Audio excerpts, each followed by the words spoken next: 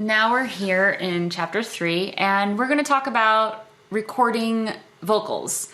And not just recording them, but arranging them so that when you're ready to record, you're set to go. The first thing you want to know is, what is the rest of the track doing? Is it really full? Is it emptier? Is it minimal? Is there a lot of legato, flowy strings and piano parts? Or is it very choppy? Just sort of get an energy and idea of what is going on in the background track. And you're gonna look at what's missing. Do you wanna fill in that space with background vocals? Is the lead vocal going to really carry the rest of the track? And are you gonna need background vocals to support that lead? How are the background vocals gonna work in between the lead and the rest of the track? Because that's sort of generally where they're gonna sit. So asking yourself all these questions are sort of a good start to think about what you want your vocals to do, what role you want them to play. So first we're going to talk about the lead vocal. You want to know, what kind of song is this? You've already thought about what the story is, what the lyrics are saying, and how you want to sing this. And for most pop songs, it really is about the lyrics. It really is about the lead vocal. So just knowing that that's going to be the center of this track, that's where we're going to start from. So knowing what's going to happen in the verses, what's going to happen in the choruses, in terms of your vocal performance, is a good thing to know. This is something you'll want to talk about also with the engineer as you dive into the track. Are you going to do double and triple and quadruple takes of the chorus, as in recording the exact same thing but having 4 different tracks of you doing the same thing? That's called stacking, and it really adds a lot of power. And it's a great tool to use in choruses. It's a great tool to use if you want to do different effects. Enrico will get into that a little bit later. So knowing that you're going to use your lead vocal as the center of the whole track, you want to think of, next, what are the background vocals for? Do you want harmonies? Do you want harmonies that use the lyrics? So you're singing the same rhythm, same words as the lead vocal, just different notes. Or do you want to use the same words but maybe come in and out and synchronize a little bit differently with the lead vocal? Do you want to use different notes and create fuller chords in the background so it almost sounds like a synthesizer pad but all created through vocals? That's a technique I really love to use a lot, and we'll get into what that sounds like in a second here. So the first example I want to play for you is an example where the lead vocal is sitting on top of a humongous track. It's a full band, there's an orchestra, it's super intense music in general, and the lead vocal is where you're feeling the height of the emotion, and this is during the chorus. So what the background vocal really needs to do is to support that lead. So there's going to be doubling, stacking of the lead vocal. There's going to be a harmony of the lead vocal, same exact timing, just lower notes to push up the main vocal there. There's not a ton of room for extra rhythms, for extra sounds to come in. So this was a choice in the vocals to use the background and the lead as a way to put the words in front of the rest of this intense track. So I'm gonna play this chorus for you. It's from my song, Steaming Hearts. I will get over this, over so fast. I will cry through the night till my devil's gone at last. This steaming heart. So as you heard in that song, the lead vocal is really struggling to sit on top of the track, and that was a real challenge for the mixer. And the background vocal is really meant to just help the ear hear that lead. So that's really the point for that, especially when you have a track that is so full with an orchestra and a band. The next track I want to play you has an example of a little bit emptier track. So it's just a band, and not to say that they were incomplete in what they played, but there is a lot of room for background vocals in a sense of creating lush, full chord sounds, using more ahs and oohs and your more typical pop background vocal, what you normally think of when you think of background vocals. There are also different ways that the ear is drawn back to the lead vocal, but it's done really artistically in sort of flowy way. So let me play you a little bit of the song. It's called Nothing to Change, and really take note of what's going on in the background vocals and how many layers there are and how they're not intrusive.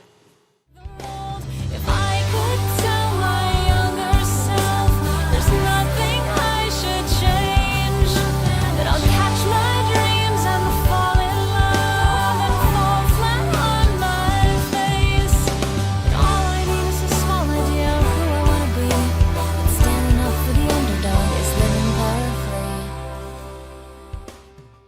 So you heard there is the lead singing the part, there were harmonies to the lead, there was the lots of different movement things, even just within the ahs.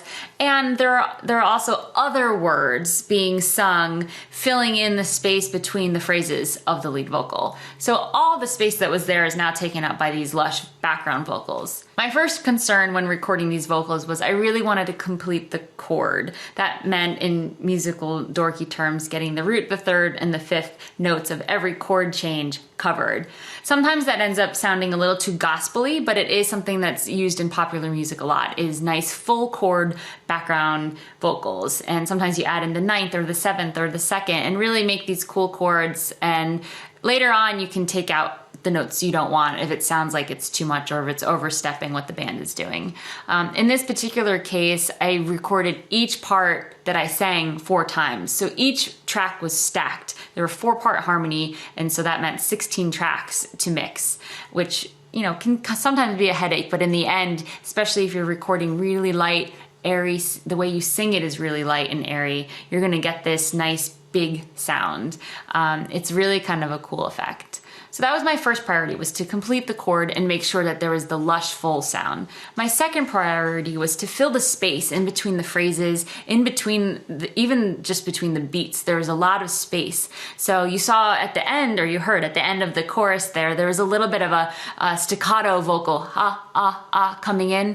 That was our way of telling the listener the chorus is coming to an end and we're getting to somewhere new, is a way to push the song forward without being too dramatic and using big cymbal swells. So this was definitely a technique that we had thought of ahead of time. How can we move this chorus forward? What can we do that's different that we haven't heard already? So just changing up the rhythm, changing up, going from legato, long ahs to quick was our way to do that. And it's subtle because they are just background vocals. They're not the drums, they're not the lead vocals. So using the vocals to your advantage to help move a track along, to fill holes, and to fill not holes only rhythmically and lyrically, but also in the chord structure. It's a really great use of background vocals. So that's my perspective of looking at how to arrange background vocals and how to make the vocals work with the track and what's there and what's missing. So I'm just going to quickly ask Enrico to come switch places with me and give his take on incorporating vocals into a track from the point of view of an engineer. Well, there are 2 things. If the song is not done yet, if you're recording a song and you're recording vocal to a song, you may have a track that is an empty track, arrangement-wise. You know, it's not a full-bodied and full-sounding track. And that track may ask for, you know, a lot of vocal, or for one thick lead vocal that, you know, fills that track. When you want to have one lead vocal filling the track, you usually use a full-bodied microphone. You sing closer to the mic, use a preamp with more harmonics, you know, like a vintage preamp, or you emulate that using vintage plugins, vintage emulating plugins. From a singing point of view, you do that, you know, with lower timbre, closer to the mic, and that fills the track more. If musically the track, the producer, the composer, the arranger, and everybody together want to open vocals like what Cheryl was just explaining, some vocals may require more air, some vocals, it depends on what sound you're going to. Now, if the track's already all recorded and you're fitting those vocals into the mix, a lot of people start mixing from the instrumental and leave vocals, which I find it's a mistake. You know, start mixing from the kick drum, snare drum, and tom-toms, and bass, and keyboards, and guitars. And when the ears are finally tired, you know, time for vocals. That is a big mistake for me. I start mixing for, you know, listening to the whole tune, and especially when it's a very vocal-oriented song like Cheryl's songs. I will definitely listen to the whole thing and bring the vocals with the instrumental. Of course, later as I mix, I may want to solo things, you know, cut things and see how they sound by themselves. If they work along, they will sound, you know, as one song. That's it. So see you in a few minutes again.